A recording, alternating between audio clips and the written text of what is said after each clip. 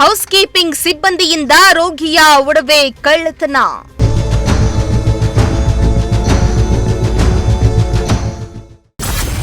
ಕೆಲಸಕ್ಕೆ ಸೇರಿದ ಮರುದಿನವೇ ಮಹಿಳೆಯ ಖತರ್ನಾಕ್ ಕೃತ್ಯ.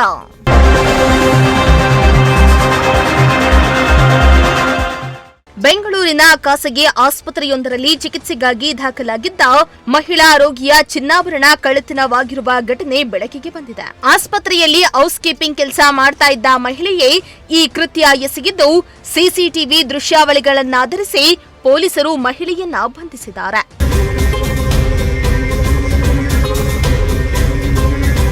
ಹೆಣ್ಣೂರು ಪೊಲೀಸ್ ಠಾಣಾ ವ್ಯಾಪ್ತಿಯ ಖಾಸಗಿ ಆಸ್ಪತ್ರೆಯಲ್ಲಿ ಈ ಘಟನೆ ನಡೆದಿದ್ದು, ಮೇ 1ರಂದು ಸ್ವಪ್ನ ಎಂಬ ಮಹಿಳೆ ಆಪರೇಷನ್ಗಾಗಿ ಆಸ್ಪತ್ರೆಗೆ ದಾಖಲಾಗಿದ್ರು. ಈ ವೇಳೆ ಆಸ್ಪತ್ರೆ ಸಿಬ್ಬಂದಿ ಆಪರೇಷನ್ ಥಿಯೇಟರ್ಗೆ ಕರೆದೊಯ್ಯುವ ಮುನ್ನ ಅವರ ಮೈ ಮೇಲಿದ್ದ ಒಡವೆ ತೆಗೆಯುವಂತೆ ಹೇಳಿದ್ದಾರೆ. ಬಳಿಕ ಸ್ವಪ್ನ ಅವರು ತಮ್ಮ ಮಾಂಗಲ್ಯ ಸರ, ಕಿವಿಓಲೆ ಹಾಗೂ ಕಾಲುಂಗುರಗಳನ್ನು ತೆಗೆದು ಪಕ್ಕದ ರೂಮ್ನಲ್ಲಿಟ್ಟಿದ್ದಾರೆ.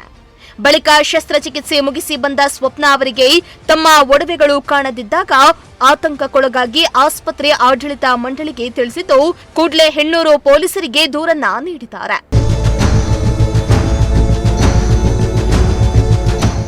ಇನ್ನು ಪ್ರಕರಣ ದಾಖಲಿಸಿಕೊಂಡ ಪೊಲೀಸರು ಆಸ್ಪತ್ರೆಗೆ ಭೇಟಿಯನ್ನ ನೀಡಿ ಸಿಸಿಟಿವಿ ದೃಶ್ಯಾವಳಿಗಳನ್ನ ಪರಿಶೀಲಿಸಿದಾಗ ಹೌಸ್ ಕೀಪಿಂಗ್ ಕೆಲಸ ಮಾಡ್ತಾ ಇದ್ದ ವನಜಾಕ್ಷಿ ಎಂಬ ಮಹಿಳೆ ಕಳ್ಳತನ ಎಸಗಿರುವುದು ಬಯಲಾಗಿದೆ. ಈಕೆ ಈ ಆಸ್ಪತ್ರೆಗೆ ಹೌಸ್ ಕೀಪಿಂಗ್ ಕೆಲಸಕ್ಕೆ ಸೇರಿ ಕೇವಲ 1 ದಿನವಷ್ಟೇ ಆಗಿತ್ತು. ಆದರೆ ಈಕೆ ನೆಲಾವರಿಸುವ ನೆಪದಲ್ಲಿ ರೂಮ್ ಒಳಗೆ ಹೋಗಿ ಕ್ಷಣಾರ್ಧದಲ್ಲಿಯೇ ಚಿನ್ನಾಭರಣವನ್ನ ಕದ್ದು ಎಸ್ಕೇಪ್ ಆಗಿದ್ದಾಳೆ. ಕಳವು ಮಾಡಿದ್ದ ಒಡವೆಗಳನ್ನ ತುಮಕೂರಿನಲ್ಲಿ ಅಡವಿಟ್ಟಿದ್ಲು ಎನ್ನಲಾಗಿದೆ.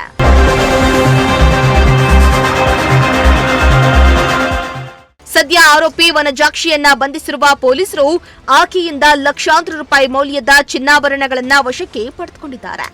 ಇನ್ನು ಪ್ರಕರಣ ಸಂಬಂಧ ಹೆಣ್ಣೂರು ಪೊಲೀಸ್ ಠಾಣೆಯಲ್ಲಿ ಕೇಸ್ ದಾಖಲಾಗಿದ್ದು ತನಿಖೆ ಮುಂದುವರೆದಿದೆ.